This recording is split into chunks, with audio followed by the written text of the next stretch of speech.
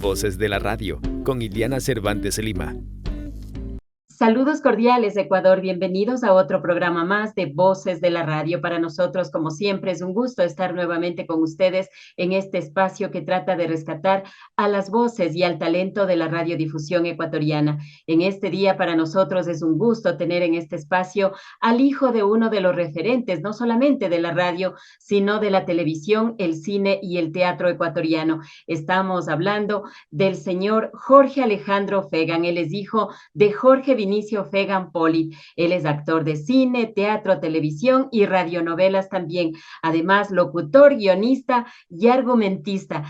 Buenos días, Jorge Alejandro. Para nosotros es un gusto tenerle en este espacio, sobre todo para conversar sobre la trayectoria de su papá, que fue el pionero, podríamos decir, de los actores ecuatorianos que decidieron salir a otro país con la finalidad de difundir su talento. Muy buenos días. Buenos días, Liliana. Muchísimas gracias por la invitación. Qué gusto. Para mí es un gusto también. Jorge Alejandro, comencemos. Su papá nació en un barrio tradicional de acá de la capital ecuatoriana. Estamos hablando de San Roque, un sitio muy conocido también de acá del Quito colonial, del centro histórico. Él nació en el año de 1931, una etapa también un poco difícil de él porque su papá falleció cuando eran muy jóvenes también con sus hermanos. ¿Podría contarnos de esa etapa, por favor? Sí, bueno, realmente yo precisamente me encuentro en un proceso de investigación sobre la vida de mi padre. Yo estudié cine también y soy guionista y realizador y quiero hacer un documental sobre él. Así que todavía estoy indagando en esa etapa, porque evidentemente al ser hace casi más de 90 años atrás que nació, hay muchos registros que todavía no se encuentran, ¿no? Y la mayoría de sus hermanos han fallecido. Así que sé poco de la vida de él cuando niño. Eh, Sé por ciertas cartas y escritos que hay y fotografías que en efecto la vida en Quito, el Quito colonial de esa época era muy diferente a la actual. Entonces nació en una familia bastante grande. Él era el mayor de 8 hermanos. Y el barrio de San Roque en esa época era completamente distinto, ¿no? Era un barrio muy familiar, digamos, ¿no? Ahora es mucho más comercial, evidentemente. Entonces, él tuvo una infancia bastante, de lo que sé, bastante convencional en ese sentido. Pero en efecto, él cuando tenía 15, 16 años, su padre falleció muy joven, tenía 37 años, mi abuelo cuando murió.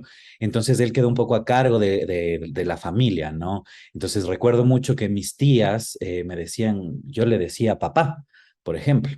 Porque claro, 8 hermanos, tantos años de diferencia entre el mayor y las menores, así que sí, le tocó un poco ser la cabeza de hogar a temprana edad. Claro que sí, pero sin embargo se puede notar y se puede ver de que él siempre sintió esta afición, no solamente por la locución, sino por la actuación, porque él laboró en varias estaciones capitalinas antes de él desempeñarse ya en el escenario, en el teatro, en la televisión, en el cine, porque él, por ejemplo, había estado en Radio Quito, en Gran Colombia, en Radio Nacional Espejo. ¿Podría comentarnos tal vez sobre esa etapa?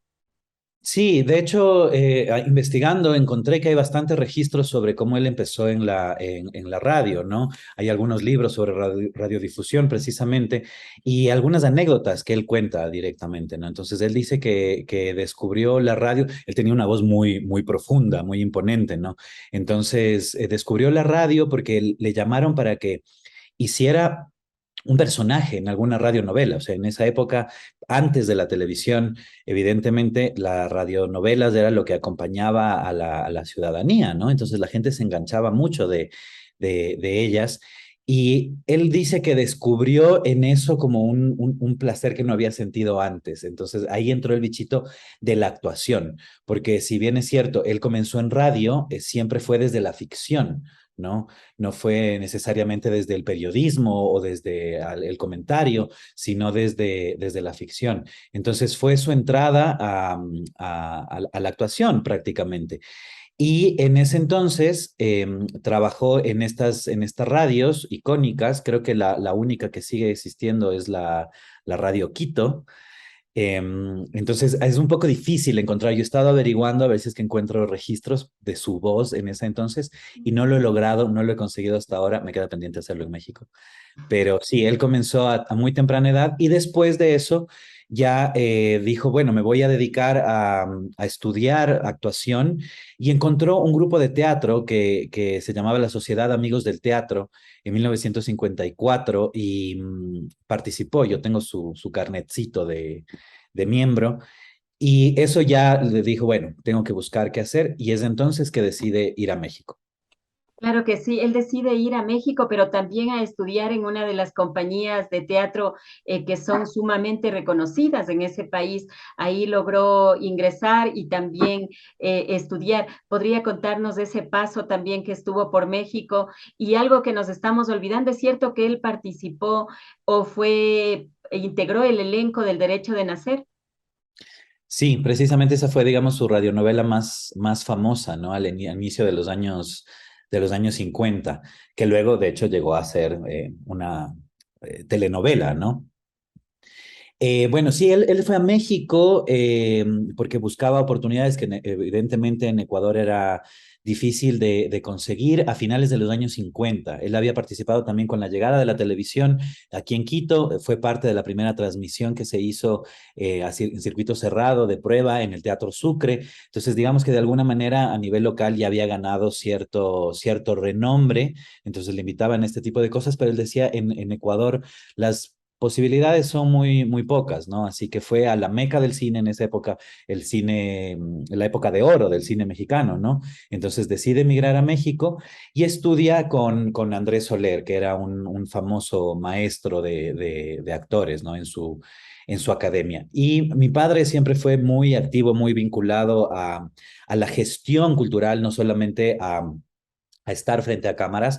Entonces era muy activo en el ANDA, por ejemplo, en la Asociación Nacional de Actores en México, en la ANDI de intérpretes, porque también descubrió que tenía su talento como argumentista. Entonces se volcó de lleno a esto y él tomaba casi todos los papeles que podía, por eso tiene una filmografía tan extensa. Yo he logrado encontrar registros de 250 piezas audiovisuales, eso sin contar todas las obras de teatro y no se diga la cantidad de piezas radiofónicas que hizo, ¿no? Porque en México también se volcó a las radionovelas. Habían unas emisoras en ese entonces que se llamaban con siglas de XW, XCO, algunas otras. Y siempre estaba entre el teatro, la radio, la televisión y el cine.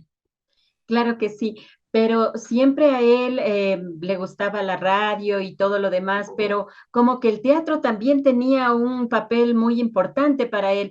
A él le gustaba, por ejemplo, actuar en vivo, porque actuando en vivo no se puede repetir, entonces ahí se ve el potencial del actor. Exacto, de hecho eso era algo que siempre decía y por eso yo que también soy actor dije me tengo que volcar al teatro en algún momento de la vida. Sí, bueno, él en teatro tuvo una carrera bastante prolífera, la verdad, hizo muchísimas obras de teatro con compañías muy importantes. Eh, Tenía él una fisionomía bastante peculiar, ¿no? De hecho, en mi familia, él escribió un libro que se llama Añoranzas de un quiteño, y tiene él una caricatura suya y pone el cuco, porque le decían el cuco, porque él mismo decía, yo soy horrible porque tenía una fisionomía bastante peculiar, ¿no? Una nariz grande, unos bigotes bien pronunciados.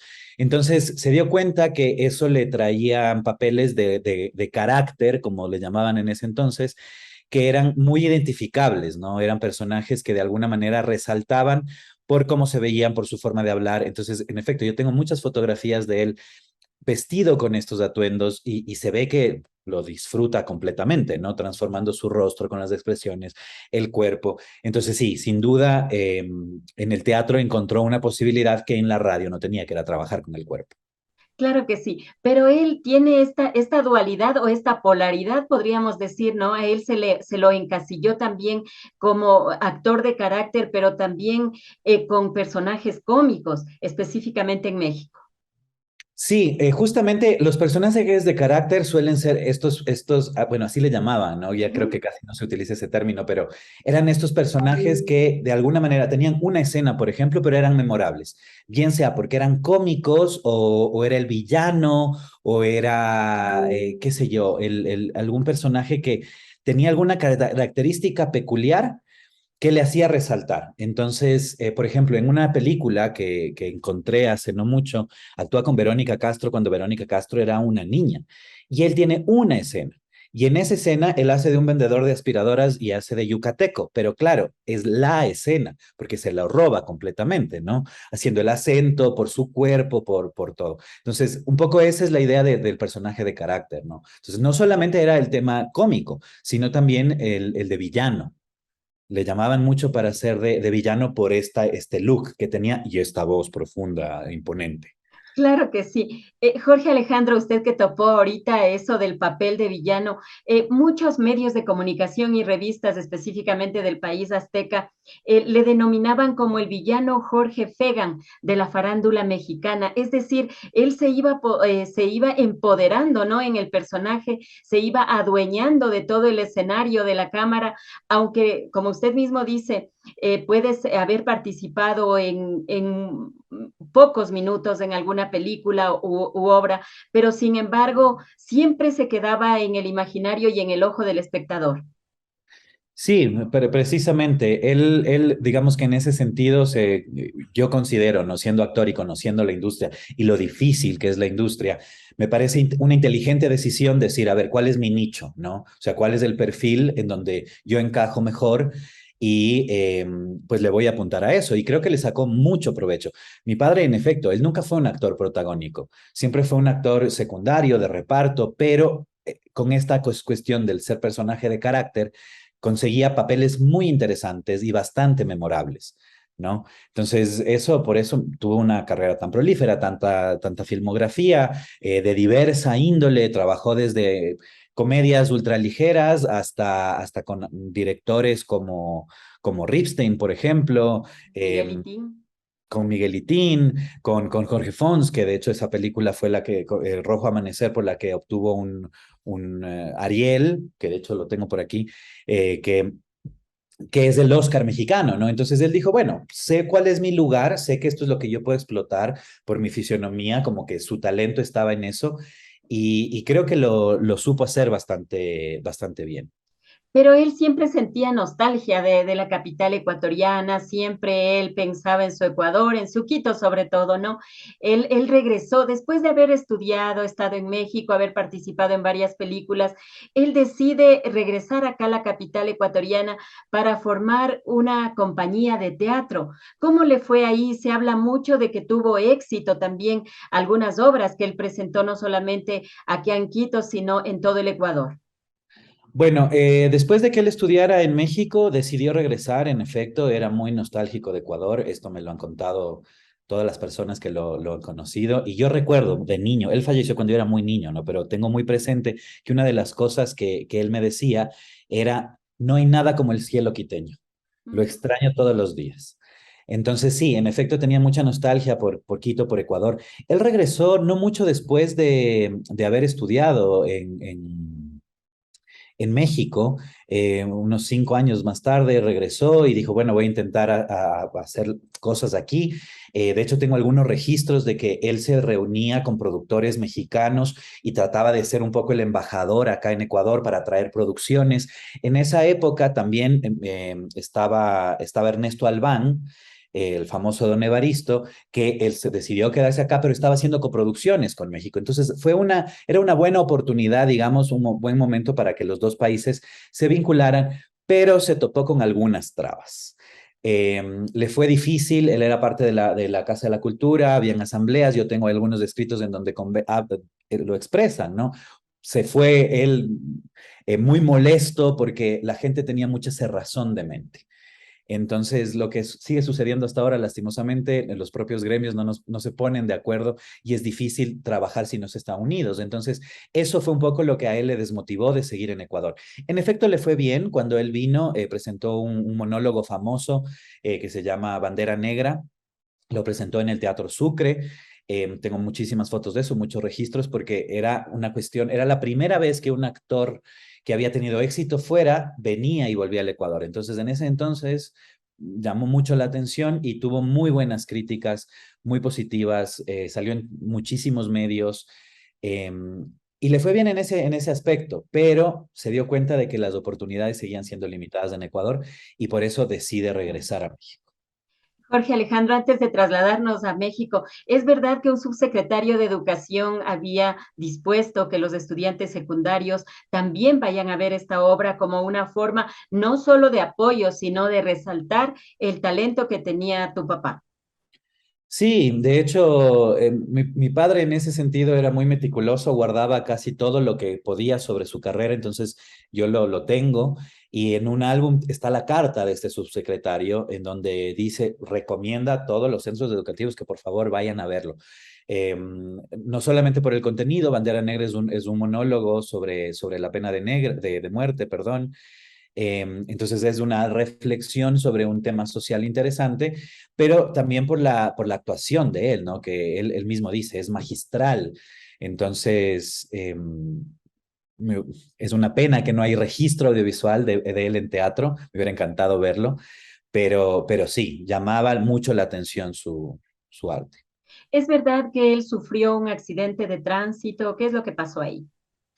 Sí, de eso también tengo unos recortes, por eso es que yo, menos mal porque mi padre guardó todo muy bien, es que me he enterado de su vida, ¿no?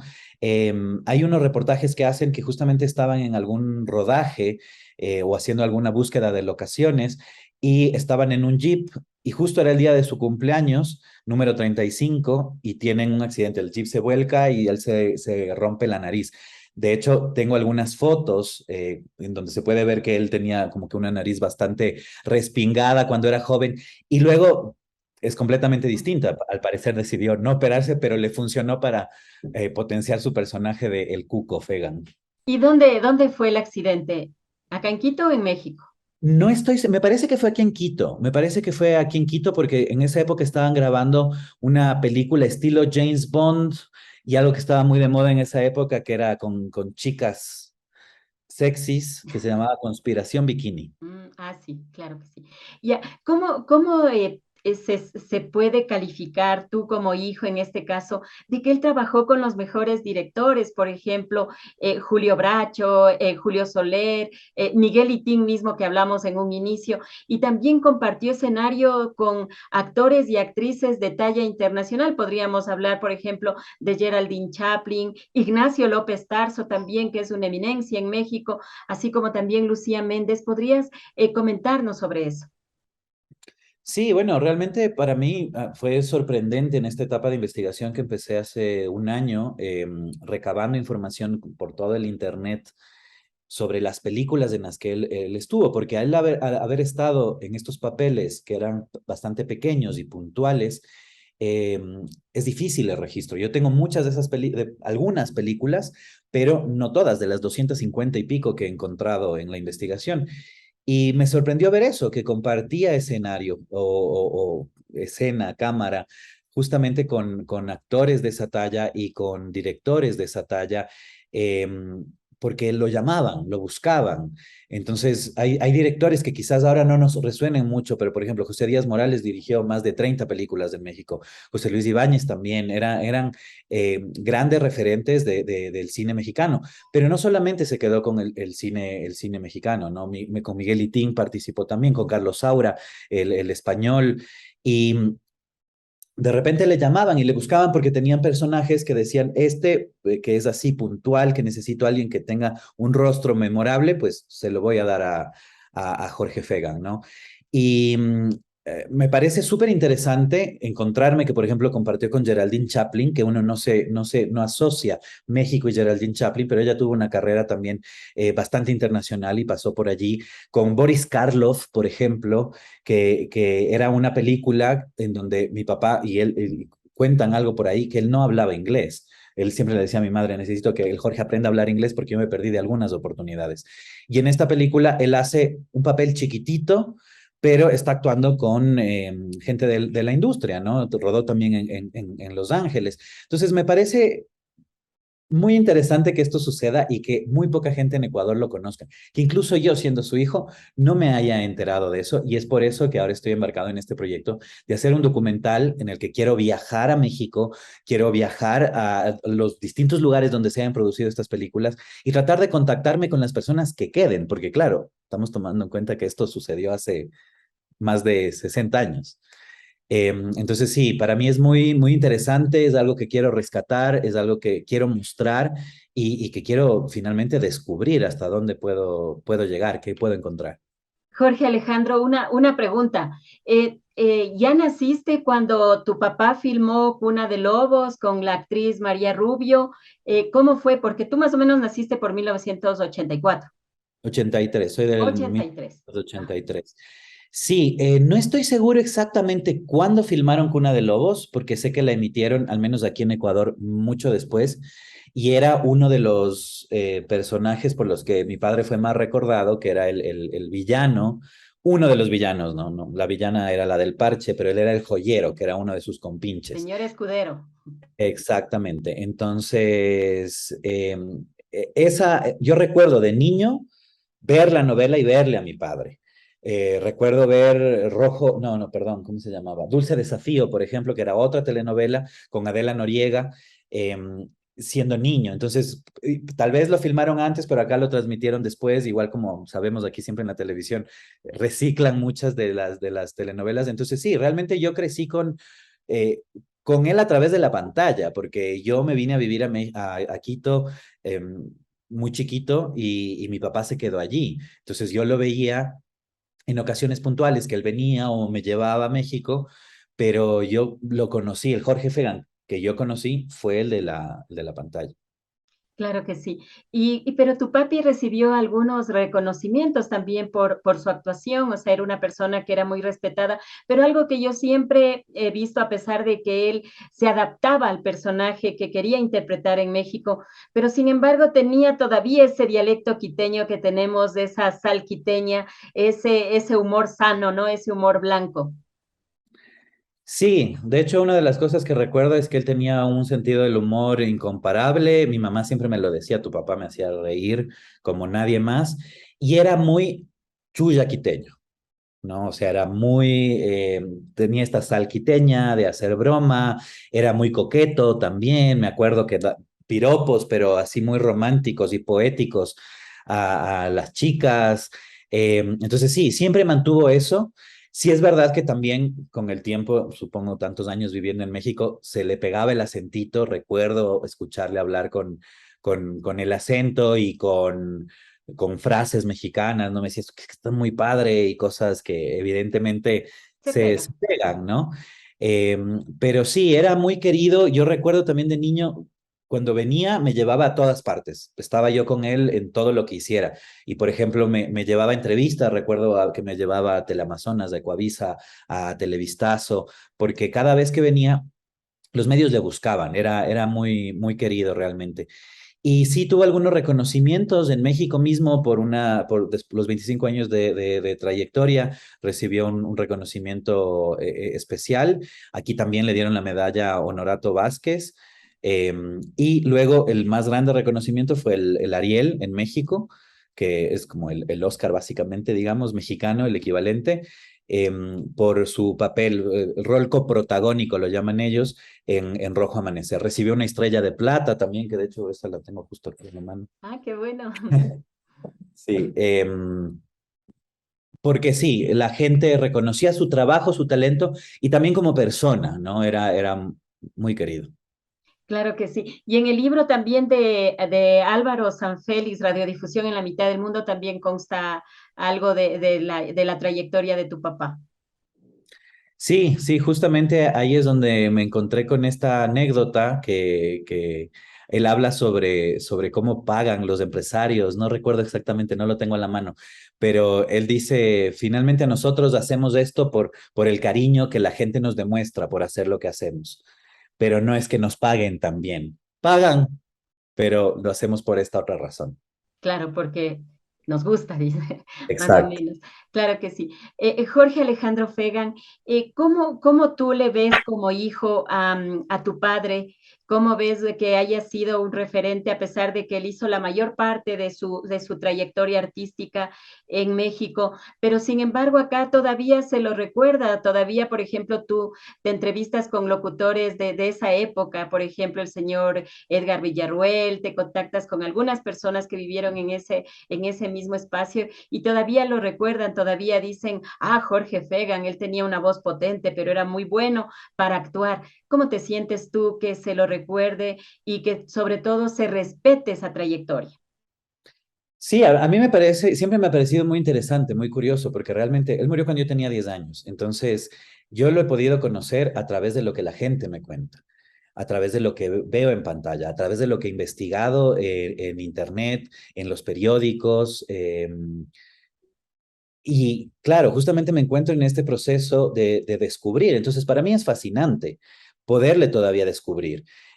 Sí es cierto que es una generación la que todavía lo recuerda, una generación mayor, evidentemente, pero por eso mismo me gustaría contar esa historia y sacarla a la luz de alguna manera. Y por eso es mi deseo de hacer este documental en el que estoy trabajando.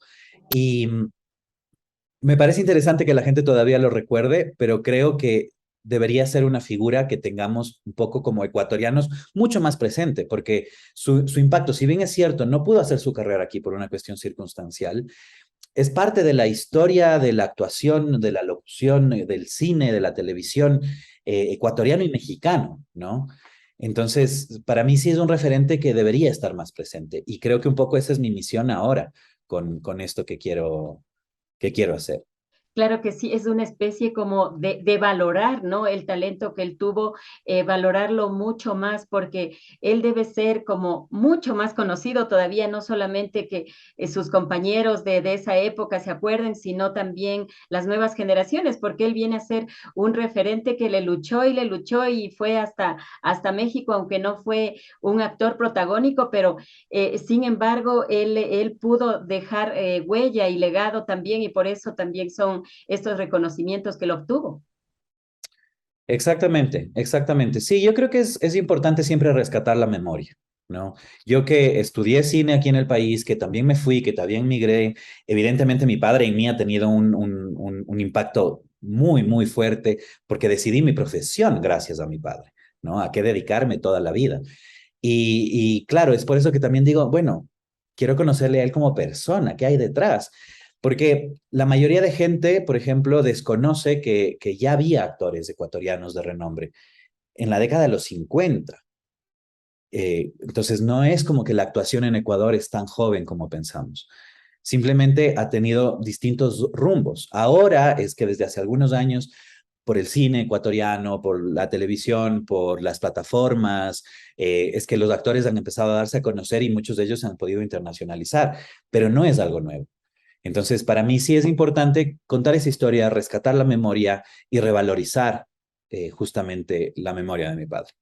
Tu padre te tuvo a ti cuando ya era adulto. Tú, por ejemplo, cuentas que te quedaste muy niño cuando él ya falleció, pero sin embargo yo veo que a través de lo que él guardó, de que lo que él conservó y de las investigaciones que tú has hecho, has podido encontrar cosas valiosas también y por eso decidiste también estudiar cine y ser parte también de este mundo mágico, ¿no?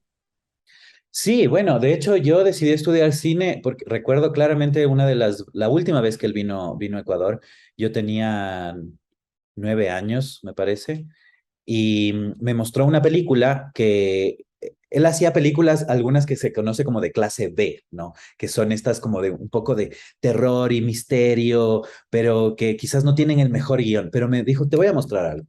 Y era una película en la que él hace de asesino, se llama A Golpe de Hacha. Y claro, al final de la película me entero que él es el asesino. Y evidentemente yo con 9 años me quedé impactado. Y me dijo, mira, pero te muestro esto porque quiero que veas y entiendas que las cosas no siempre son como parecen.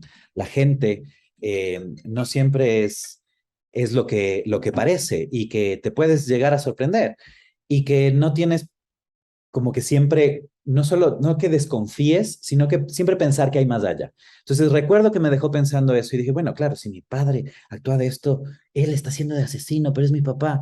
Me pareció fascinante. Y recuerdo que le contaba cómo hacían los efectos especiales, la sangre, no sé qué, tal. Y ahí fue que me entró el bichito, digamos. Y claro, yo acabé estudiando cine, había visto sus películas, pero realmente no me metí a hacer una investigación a fondo, porque creo que quizás no tenía la madurez necesaria, sino hasta hace un año y medio. Ahí es cuando decido y digo, a ver, siempre he tenido esta idea en la cabeza, mucha gente me lo ha dicho, además me he encontrado con mucha gente del medio que lo conoció, que tuvo relaciones cercanas con él, María Luisa González, por ejemplo, de la Compañía Nacional de Danza, Luis Tornayolo, que siempre que me he encontrado, algo surge y me decía, tengo que buscar e indagar. Pero recién hace un año empecé con esta investigación, ahora tengo un panorama, digamos, de cuál es su vida, su línea de vida, pero quiero adentrarme más. Entonces sí, primero estudié y luego descubrí esta necesidad. Este documental sería también una parte para conocer, ¿no? Verdaderamente lo que él hizo, porque se conoce aquí en el Ecuador, pero es muy poco. Entonces, este documental ayudaría también a graficar y tener una visión mucho más amplia de lo que él hizo. Sí, exactamente, exactamente. Ese es uno de los objetivos, ¿no? Rescatar la memoria, rescatar estas piezas audiovisuales que yo las he encontrado en muy mala calidad y estoy justamente en esto de investigar dónde están, quién tiene los derechos, quién tiene los originales, si es que existen todavía, para poder tener ese material en un buen registro y tener un buen archivo también, ¿no? O sea, me interesa, por ejemplo, con la Cinemateca Nacional, que hace no mucho estuve con el director y me contaba que habían encontrado un sobre que él había llevado a la Cinemateca y que todavía no digitalizan siquiera porque estaba en 35 milímetros. Entonces, hay como muchas piezas por ahí que tengo que ir rescatando para poner en orden y poder contar esa historia y ver también qué historia se cuenta, ¿no? O sea, qué material me da. Jorge Alejandro, tú eres el único hijo, Sí, sí. ¿ya? ¿Cómo le conoció a tu mamá? Eso es interesante, es curioso porque mi madre fue a estudiar en México terapia del lenguaje y ella era parte de la asociación de estudiantes y mi padre era, no recuerdo si era el presidente, pero estaba metido en la Asociación de Ecuatorianos Residentes en México, ¿no? Estamos hablando en los años 80, la gente se conectaba a través de estas asociaciones. Entonces mi mamá me cuenta que fue un día invitada a una reunión que hacían como para los estudiantes y los ecuatorianos residentes en México. Y allí se conoce con mi padre, porque los dos son ecuatorianos. Tu mamá es menor, Sí, sí, sí, sí. Mi padre le llevaba algunos años a mi mamá.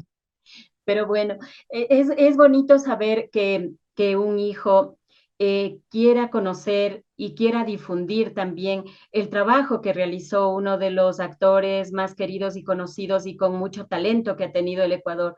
¿Cuál crees tú que haya sido el legado de tu padre, no solamente en lo personal, sino también en este mundo mágico que muchas veces se piensa que se puede lograr a través de los sueños, que no es tan fácil, que es muy difícil, pero que sin embargo deja muchas satisfacciones?